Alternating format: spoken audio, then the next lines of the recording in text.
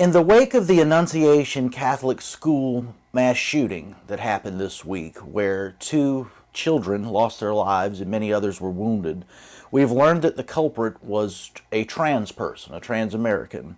And I see many people today saying that trans people are a danger in general just by virtue of being trans because that person was trans.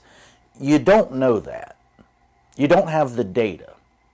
Most of the people I see saying this did not like trans people to begin with before the tragedy and are now using that bias or prejudice to blanketly blame them for violence or calling them trans terrorists or something like that.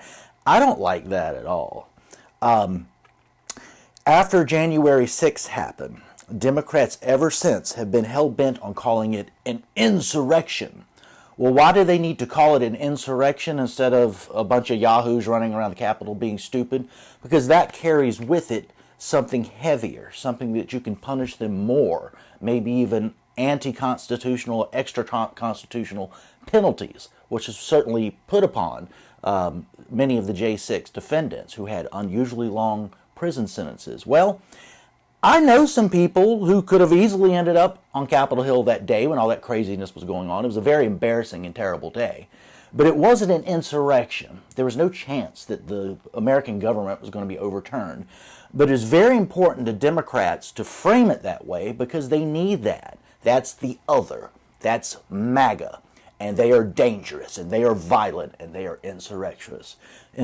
So on this day, on this week, I'm seeing so many people say, hey, these trans people are a violent threat based on this one shooting.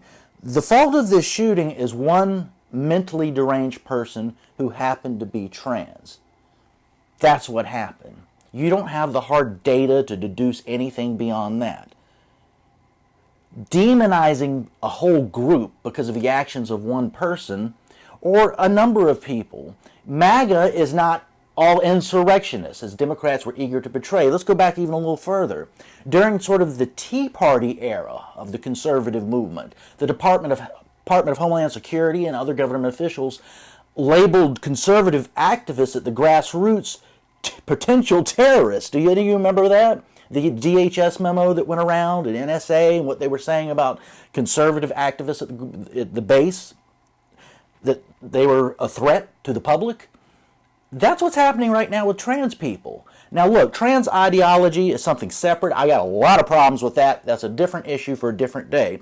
But just like the J6 thing or the Tea Party, I know people who fit that bill. I'm on the right. I'm a conservative. I'm a libertarian.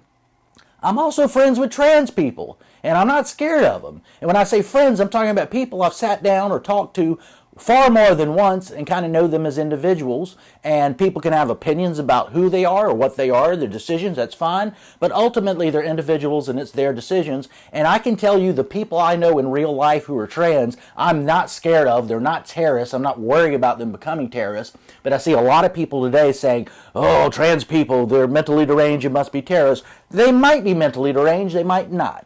But don't act like they're just automatic terrorists and they're coming to get you, and there's a danger that we need to be concerned about. I'm talking to my fellow conservatives, libertarians, people on the right who have a problem with trans people. Don't do to them what the left did to us with J6 and the Tea Party movement. And, if you're on the right or you're MAGA, that you're some sort of terrorist threat. That's what they do, and that's what a lot of conservatives are doing to trans people right now. I don't like it. I don't like demonizing groups based on the evil actions of one person, and I just think we should be better than that.